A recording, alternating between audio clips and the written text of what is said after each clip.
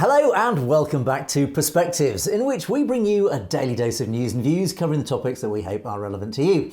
Today we'll be looking at why so many Indian expats are being killed overseas after being exploited by big business, and how British Sikhs plan to lobby the new UK government.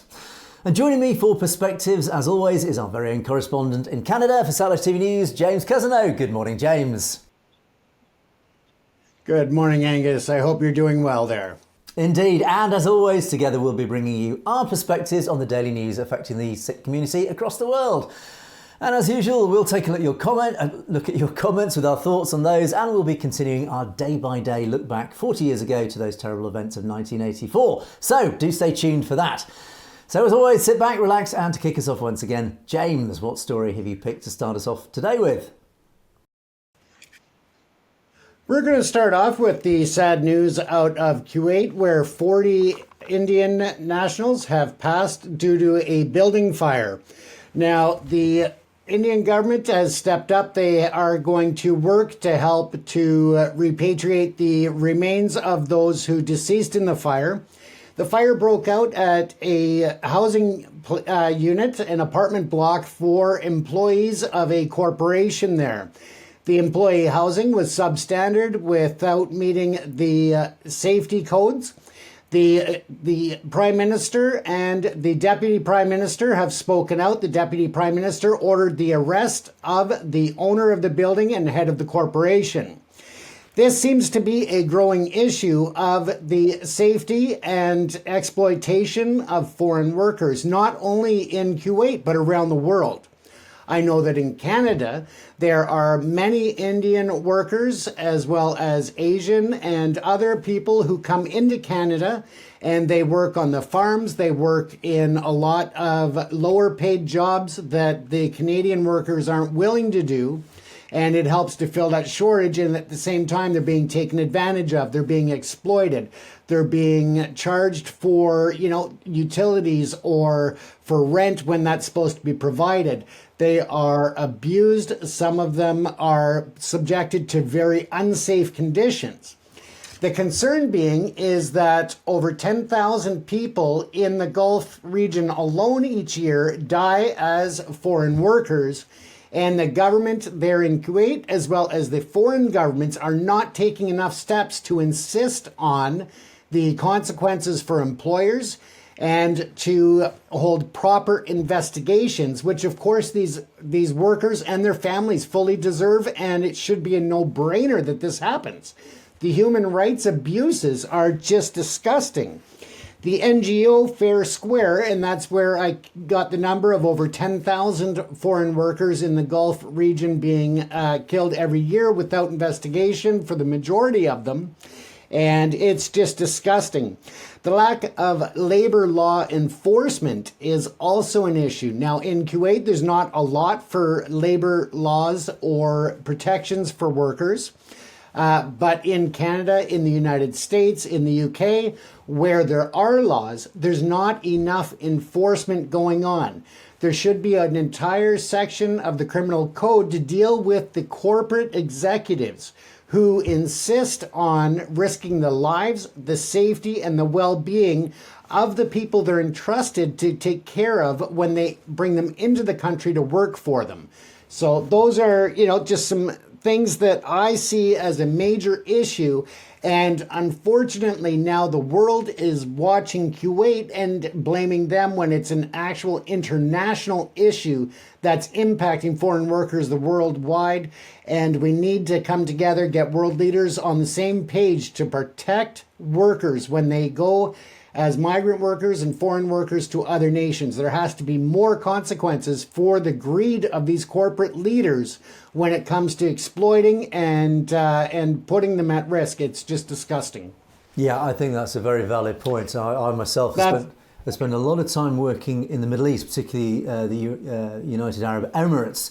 And there, it's very well known that the Indian expat community, who are heavily involved in the construction industry, I mean, as everybody knows, Dubai has just exploded in terms of construction, but most of those buildings have been built with Indian labour, effectively slave Indian labour, and they are brought in, they're bussed in by the thousands. the working conditions are just terrible. I mean, HSE, the safety and health conditions that they operate in are just appalling, and hundreds die, if not even thousands, every year through simple industrial accidents. But of course, they also live in utmost poverty in these places. And as you say, big business are exploiting cheap imported labour from India, and they have a responsibility to look after these workers, and at the moment it is not being enforced.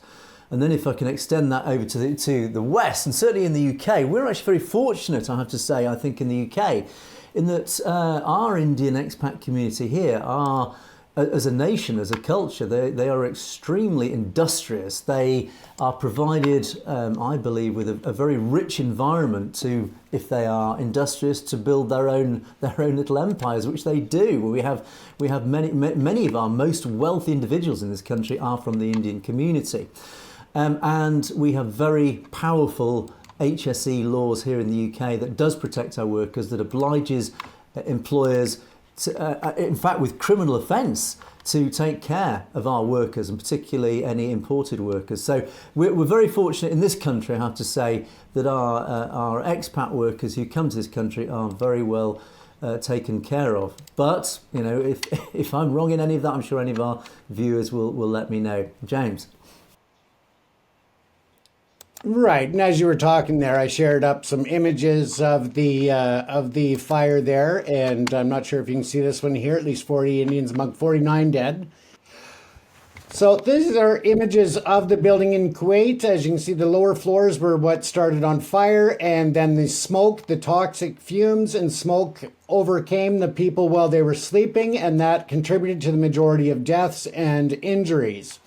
One thing that I will state in the credit of the India government is that they have issued emergency funds right away to the families of those impacted in the sum of 200,000 rupees. So that would be probably about 3,200 Canadian, if my math is correct, to help with repatriating the bodies and to deal with this. So at least they were very quick in stepping up to help the victims' families. So that's at least one thing that I can say as a positive out of this, is the quick response to help the victims and their families. That's encouraging. Okay, good. And what else have you got for us, James? that is what I think we'll cover on that one. And what have you got for us tonight there, Angus, or this morning? Indeed. Okay, now, yesterday I talked about the Sikh Manifesto that was released here in the UK last week. And one of the co-authors of this manifesto has been a previous guest on our show, Devinderjit Singh. He's a very accomplished, very senior civil servant here in the UK. And he has been in touch with me since then, and actually I will be interviewing him probably in the next week or so, so do keep tuned to the channel, ready to watch that interview hopefully next week.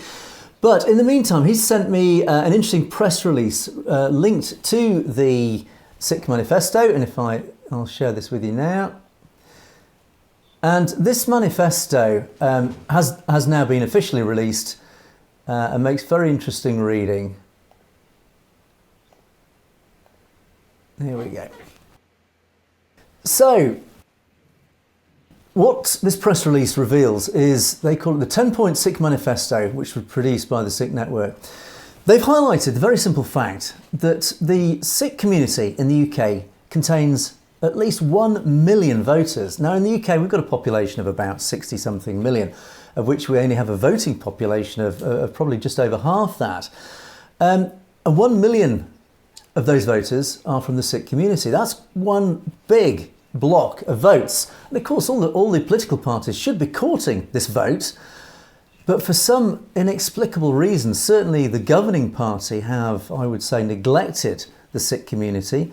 That's the Conservative Party. The Labour Party, who are supposed to represent the socialist side, the working class side, have to some degree, and I would say on a much better basis, represented the Sikh community. But the mainstream politicians have really neglected a lot of our religious minority communities here in the UK. So part of the thrust of this document, of the manifesto, is to highlight most, if not all, of the key issues that matter to the Sikh community in the UK, and to get the mainstream parties to understand what those issues are and to do something about those issues. So this press release highlights some of those key elements and those key issues within the manifesto, and it's worth taking a look at this as we go down. So this document is released, the manifesto is released around every election time, every general election time, which in our country is around about every 4 or 5 years. And it's a 32-page document, and it contains the 10 points that we covered in detail yesterday. Now, I want to pick up some highlighted comments here. The Sikh Manifesto reflects a changing attitude of British Sikhs who are tired of politicians paying them lip service and singing their praises as a role model community.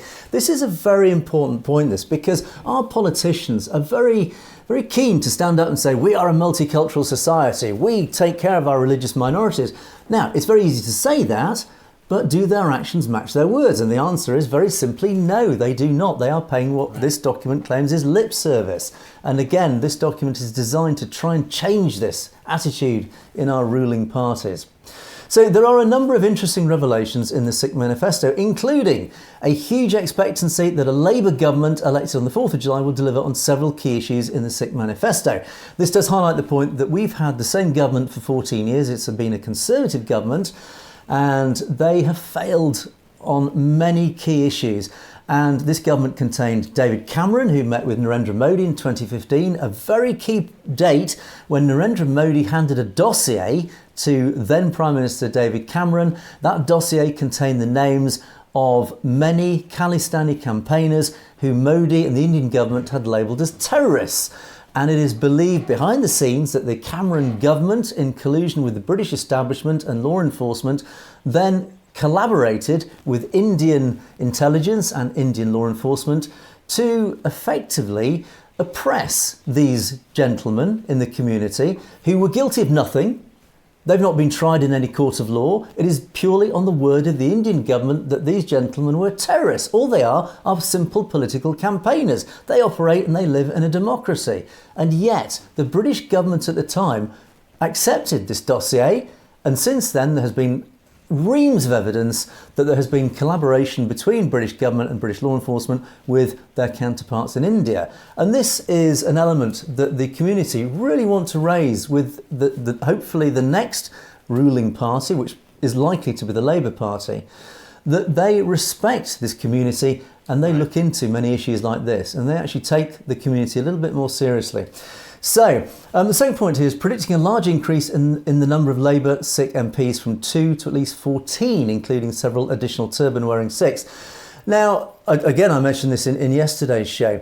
At the moment, we have 2 Sikh MPs, and they've done everything they can, but they are only 2 voices amongst nearly 500, I think it's 600 MPs here in the UK. So their voices are drowned out. And of course, they're up against the establishment, the British establishment. They are up against a very powerful body that does not want to hear their voices.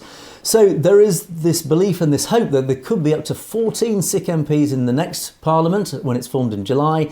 And of course, those 2 voices rising to 14 does increase the lobbying power of the Sikh community. New demands to confront transnational repression and political interference by the Indian government by targeting Sikh activists in the UK. Again, this is a point that we have covered in great detail. Transnational repression is a huge issue affecting the Indian diaspora, the Punjabi diaspora particularly, and the Khalistani campaign lobby group. And the document is designed to highlight this issue to the British government that transnational repression is here, it is real, the intelligence services recognise it, law enforcement recognises it, we need our politicians to recognise that it is a fact and it remains a threat to the community.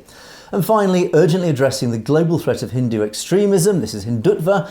This Hindutva is a powerful lobbying entity that exists, sourced from India, that exists online. We see it every day across social media. There is this army of bots, of individuals hidden away in dark rooms across the world, potentially, but certainly in India, that promulgate, that send out acres, reams of anti-Khalistani, anti-Sikh propaganda, smear campaigns, really dangerous misinformation. Right. supporting the Narendra Modi regime and at the same time discrediting anything to do with the Sikh community. It's been driving division and hatred amongst the diaspora very deliberately. And this is a real problem that the Sikh community, and here in the UK, the Sikh community are trying to raise and make the government aware of this. So the Sikh Manifesto shows that the Sikh vote is around 1 million and probably much higher than suggested by out-of-date statistics.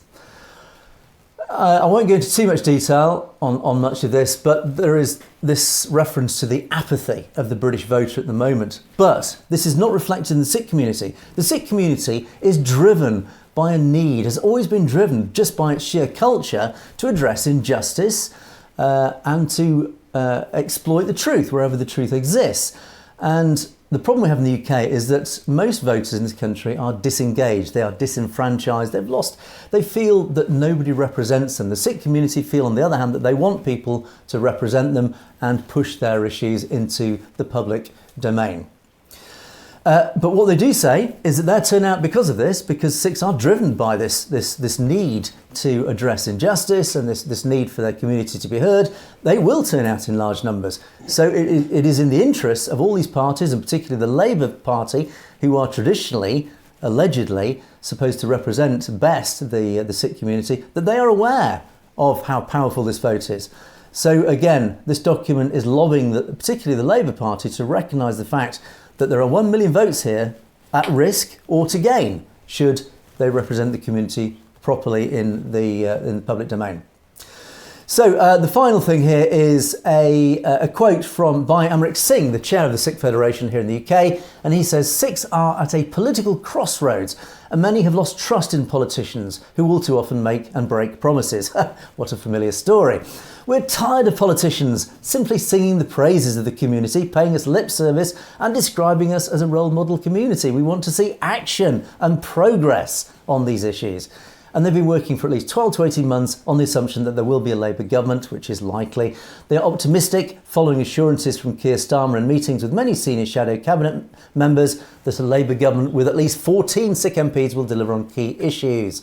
Now, we come back to 1984. These include an independent judge-led public inquiry into the actions of the UK government in relation to the Sikh genocide 40 years ago, securing the immediate release of Jagtar Singh Johal, who we talked about yesterday, and addressing anti-Sikh hatred on a par with anti-Semitism and Islamophobia, and taking actions to stop this discrimination. So it's a very powerful document, and it is appealing to essentially the Labour Party, potentially the next British government, to take the 1 million voters seriously or risk losing them. James, what do you think? I absolutely agree, Angus, and I also think that whether it's politicians or the general public, that the Sikh community gets overlooked with all of their international, local, and regional assistance that they provide in times of emergencies and disasters. I don't think they get enough credit for the way they step up without question. Indeed. So, okay, those were the two stories for the day. Let's move on as time is pressing, and I want to, as we always do, just take a look at some of the comments that we have received on the show. Now, from one of our first shows, we received a lot of comments, and thank you for all your comments, loads of supportive comments, which we do read and we very much appreciate. So thank you for those. And of course, as always, we also get lots of interesting and informative comments. And the first comment that I wanted to raise today, this is an interesting one. Kulwinder Sandhu. Modi's Home Minister Amit Shah was involved in so many criminal cases. History of criminals, now has all the powers to rule. Now, this is interesting because this got me to look a little bit more into detail about what's been going on with the new. This is the new cabinet that Narendra Modi has had to cobble together after he lost so many votes in the recent elections.